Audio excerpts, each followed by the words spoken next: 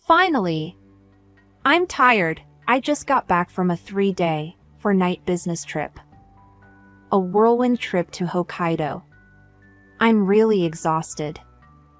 I can't wait to see my daughter. Gracie? Where are you? Mommy's back. I brought some souvenirs. I can't find my daughter anywhere.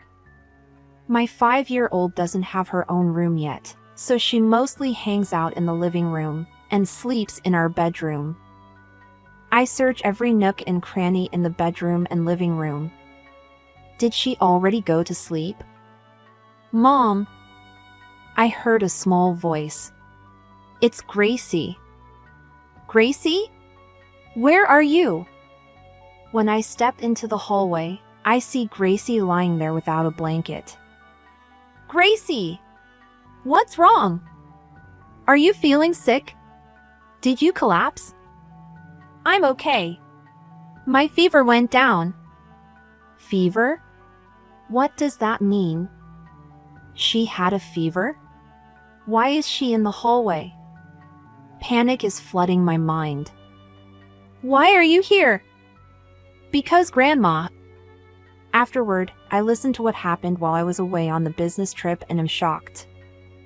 And, trembling with anger, I gather a lot of allies to get back at my mother-in-law and husband. I'm 32 years old. I work in sales at my company. We are in our 3rd year of marriage, and my husband is 4 years older, a lawyer. Initially, when we got married, we lived in a condo, just the two of us. But when we had a child, I wanted to continue working in the future, and because my husband's job is very demanding, we started living with my mother-in-law. My father-in-law passed away when my husband was still in junior high school, due to illness, they say. From then on, my mother-in-law raised my husband by herself. The fact that she raised her son to become a lawyer was, without a doubt, her testament, her pride. From my perspective too, my mother-in-law dotes on my husband. While I harbored a slight unease about living with such a parent-child relationship, I attempted cohabitation because I didn't want to quit my job. Our child was a girl. We named her Gracie. My mother-in-law was delighted about the birth of her granddaughter and often took care of her, saying, "She's so cute." I felt relieved about cohabitation because of that, and believed we could get along with my mother-in-law in the future.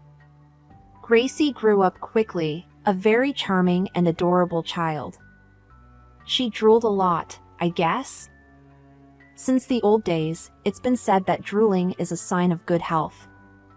She couldn't even wipe it away with a bib. We had to wrap a towel around her. Sometimes, droplets of saliva would fall to the floor. At that time, my mother-in-law casually mentioned something. "Oh, that's dirty. Let's disinfect it with alcohol." I hadn't paid much attention to it until now, but it turned out to be a harbinger of a significant event. Furthermore, when my husband noticed a bit of drool on his shoulder, he would immediately change his clothes. Looking back now, I can understand why he did that. However, these scenes were things I should not have overlooked at that time. In reality, my mother-in-law was a cleanliness fanatic. If I tried to clean, she would notice any missed spots and end up saying something unnecessary, so cleaning was mainly her responsibility. Moreover, my husband, raised by such a mother, was more on the germophobic side. At the time, I thought, I'm lucky someone else handles the cleaning. As time went by, on days without school, I would leave my daughter with my mother-in-law and work full-time. My daughter was a well-behaved child who listened to my mother-in-law. "Could you help me prepare dinner a bit, Gracie?" Gracie stood up straight and said, "Yes." She headed to the bathroom first and began vigorously washing her hands. "Thanks for teaching Gracie to wash her hands properly with soap before cooking. Martha. I appreciate it. My mother-in-law smiled and replied, It's the right thing to do, it's just common sense. Is my daughter's expression serious? It seems like she's afraid of something. Nevertheless, she followed my mother-in-law's instructions, donning an apron, mask, and gloves, and stood in the kitchen. You're cooking in quite the protective gear. Well, you know, there's this pandemic going on. If something like that were to happen, it would be a big problem. If even one person from our house were to get it would be tough for you with work and school. Plus, my son doesn't have enough experience yet to handle court cases. If he starts coughing during a trial, it would be a mess. Indeed, at that time, there was a widespread outbreak of a certain contagious disease, and infected individuals were being quarantined. Those in close contact with them were also required to self-isolate. At my workplace, many people came in close contact by saying their family members had the disease, leading to a situation where they couldn't leave their homes for a week. This had made work very hectic. The same was happening at my husband's firm, with some lawyers unable to attend court proceedings, and others burdened with extra cases as substitutes. As a result, he was coming home very late these days. Once home, hand washing, gargling, and alcohol disinfection had become routine. I found myself agreeing that taking extra precautions when cooking might be a good idea. Looking back, this was my mistake. One day, during this pandemic, our company found itself unable to conduct business overseas, focusing instead on the Japanese market. I had to take a plane and go to Hokkaido for a 3-day, 4-night trip. This would be the first time I'd be away from Gracie for 4 days. I was filled with sadness. However, my mother-in-law's words of, "Don't worry, have a safe trip," and my husband's, "We promised not to compromise on our jobs.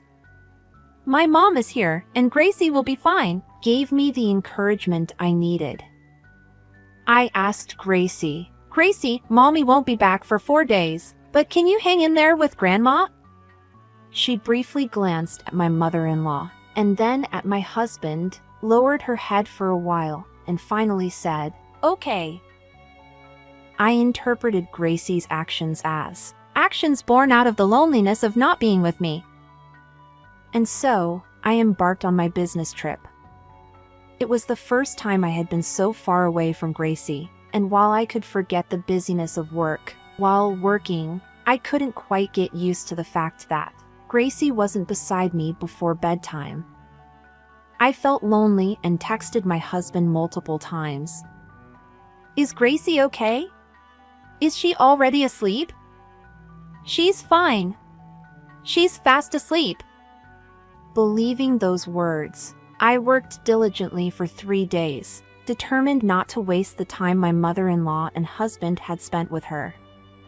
And when the business trip was over, I thought, I can finally see Gracie. I hurriedly walked home, even though it was already past 9 in the evening. I wondered if Gracie had already fallen asleep. I wanted to see her as soon as possible. In the quiet residential area, my suitcase made loud rolling sounds. "I'm home. I'm tired." I returned from my 3-day, 4-night business trip. I was really tired. I couldn't wait to see my daughter. "Gracie? Where are you?" "Mommy's back. I brought souvenirs." I couldn't find my daughter. My 5-year-old didn't have her own room yet, so she mostly stayed in the living room and slept in our bedroom. I searched every nook and cranny in the bedroom and living room. Did she already fall asleep? It seems like my husband hasn't returned yet. Maybe she's sleeping where my mother-in-law is? I came back, panting, so I was thirsty and went to the kitchen to get some water. Then, "Mom, I heard a small voice. It was Gracie. Gracie? Where are you? When I stepped into the hallway, there was Gracie lying on the floor without even a blanket. Gracie! What's wrong? Are you feeling sick? Did you collapse?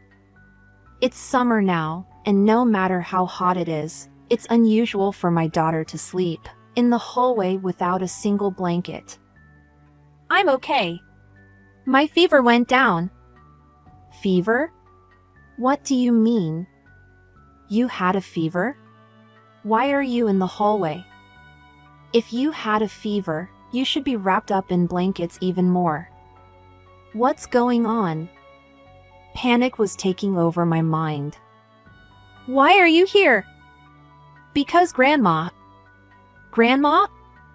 Just as I was about to ask for more details, my mother-in-law came over. Oh, welcome back. You were late. I'm sorry, I wanted to be back while it was still light out, but it took longer than expected. Thank you for looking after her for such a long time. Oh, it's fine. No problem at all. Did something happen with Gracie? Why is she in the hallway? Gracie got up and quickly hid behind me.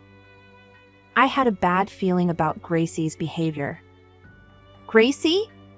Yes, she was clever. So, why is she sleeping here like this? Oh, Gracie, you were here? Grandma told you to sleep outside. This is still inside the house. I was bewildered by my mother-in-law's words. Gracie was hiding behind me, holding her breath. My mother-in-law continued, You know, germs like you can be really troublesome in this house. I explained it properly to you, didn't I? Since it's still warm outside, I told you to sleep in the outdoor shed. Why are you inside? I'm sorry, Grandma. I was scared to go outside. It's pitch dark, and I thought there might be ghosts. Gracie was trembling all over. Martha, I can't quite grasp the situation here. My mother-in-law looked at me with a cold stare and began to reveal something horrifying. This child, you see, had a fever. Just a little over 37 degrees. You know, with the current pandemic, it could be a hassle for my son. So, I isolated her. Isolated, you mean outside the room? Oh, outside the room? That is still inside the house. I can't have her stay inside. She might spread respiratory droplets if she coughs. That's why I told her to go to the outdoor shed. This child never listens, despite the discipline. Outside storage? How terrible. It's a tool shed out there, isn't it? There's no electricity, and a little child like this can't sleep alone. So, are you saying it's okay for my son or me to get infected? She's always been a dirty child, you know. Drooling all the time since she was little. Truly dirty. I had to carry disinfecting alcohol with me. That's right. In those days, my daughter drooled a lot. When it dripped onto the floor, my grandmother would disinfect it with alcohol. I now understand that something I didn't think much of was related to all of this. So, what about the heavy gear, the mask, gloves, and bandana, when she was helping in the kitchen? My mother-in-law said, My son had a stomachache once, and this child helped carry dishes at that time. It's her fault. That's how my son got infected with germs.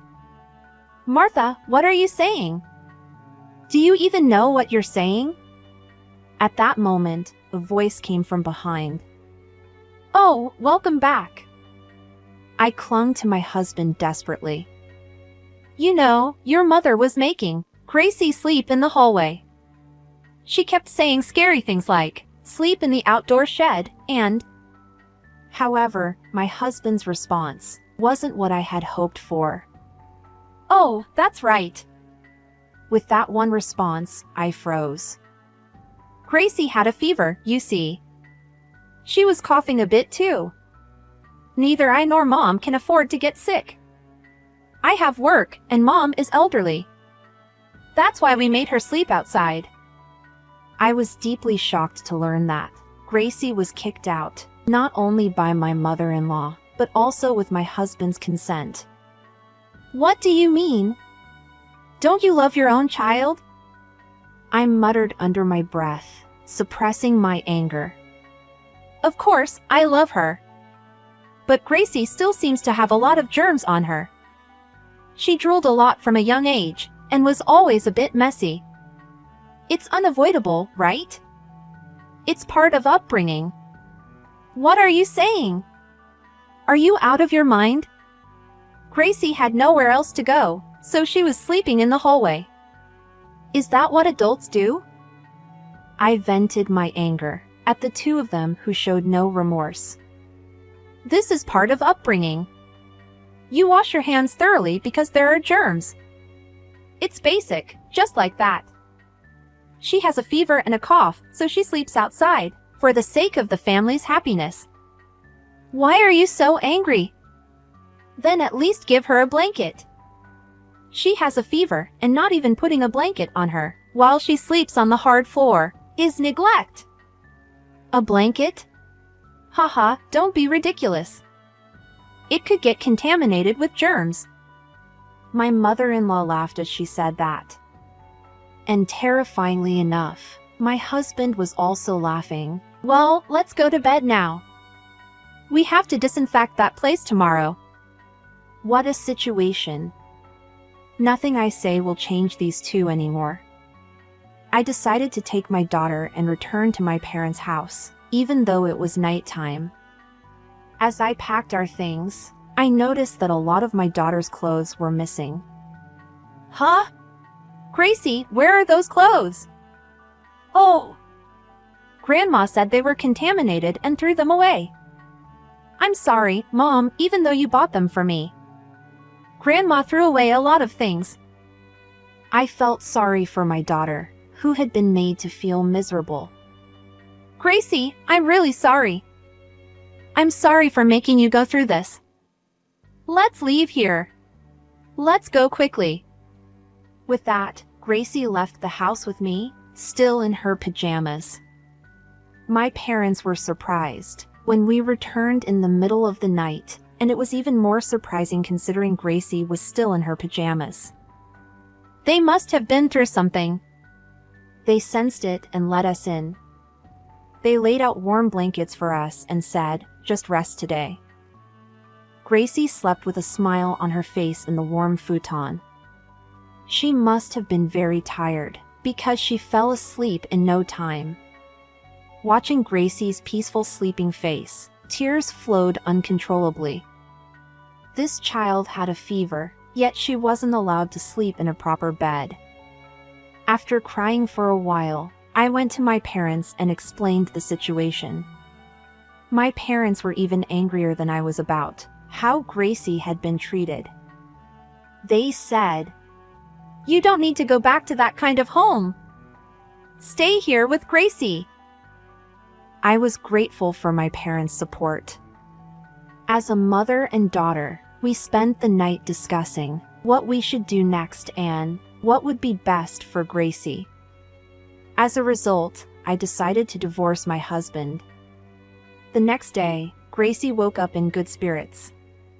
Gracie, did you sleep well? Is your body feeling better now? Yeah. She showed me a big smile. I couldn't help but feel regret and guilt for not realizing the mistreatment Gracie had endured for so many years, and how it had stolen her smile. Gracie, Mommy is thinking of parting ways with Daddy. Let's live here from now on. Gracie looked surprised at first, but her expression quickly clouded over for some reason. Gracie, what's wrong? Aren't you happy? If I don't do what Grandma says, I might die from the germs. What should I do? I can't believe she said something like that. She was completely under my mother-in-law's mind control. How had it come to this, pushing Gracie to such a state? To ease Gracie's anxiety, I said, "All right, we won't say goodbye just yet. Let's live here for a while. If your health doesn't worsen because of germs, then we can consider it." Gracie replied with a smile, saying, "Okay." I absolutely can't forgive my mother-in-law and husband for causing Gracie so much suffering. I went straight to a lawyer, and not just any lawyer. I went to the law firm where my husband works. I carefully chose a time when my husband wasn't around, and kept my identity as his wife hidden, while seeking advice. "This is terrible. Let's make sure to demand compensation from your husband and mother-in-law." "Leave it to us," the lawyer said. "Please, I beg you," I replied. I enlisted my husband's friend as my legal representation, thinking he'd never expect his friend to take legal action against him. It was my feeble attempt at resistance. A few weeks later, my phone rang. "Hey, what did you tell them?" By them, my husband was likely referring to his lawyer friends. My husband was surprised to find that the lawyer who had come to his house was actually his friend. Likewise, his friend, the lawyer, couldn't have anticipated that the despicable person involved was his friend. They both seemed taken aback by the situation, but the lawyer friend carried on with his duties. They must have received the certified letter. "Thanks to you, I became the talk of the firm, and can't work anymore. What are you going to do about it? Will you talk to me through the lawyer?" "What do you mean? Who do you think you are talking to like that? I'm a lawyer too." My husband seemed unusually agitated. "I know that, of course. But the lawyers at your firm are all willing to help me. No matter who hears about this, it sounds like a crazy story. I'll make sure to claim the compensation properly. Please communicate through your lawyer. And remember, you must never meet Gracie. If you do, I'll take legal action against that too." With that, I hung up immediately and blocked his calls. Afterward, with the presence of lawyers, we finalized our divorce. I received a substantial amount of compensation, which must have been quite a burden, even for my high-earning husband. Of course, we also secured ongoing child support payments, and I obtained a legal agreement that he would never see Gracie again. Gracie and I lived happily, supported by my parents. Gracie's heart continued to loosen up, and she was no longer afraid of the germs. In fact, she played with her friends until late, getting all dirty. After that, I even need to remind her to wash her hands before eating sweets by saying, "Let's wash our hands!" with a smile when she's about to eat them. On the other hand, my husband faced the consequences of his actions. Rumors had spread, making it impossible for him to work at his office.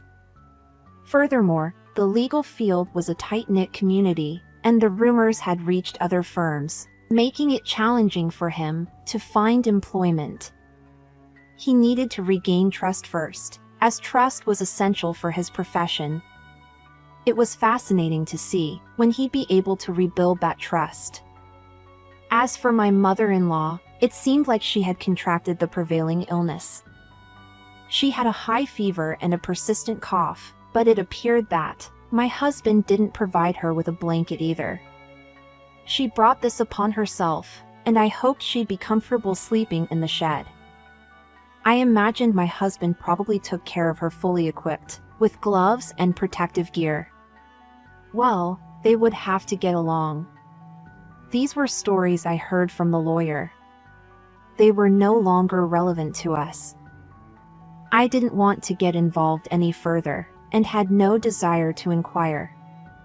I only wanted Gracie to regain her freedom and live a carefree life. Gracie, who I nicknamed Smiley, because I wanted her to become a child with a beautiful smile, now sported a crinkled face, laughing heartily from the depths of her belly. I was satisfied that I had finally captured Gracie's true smile.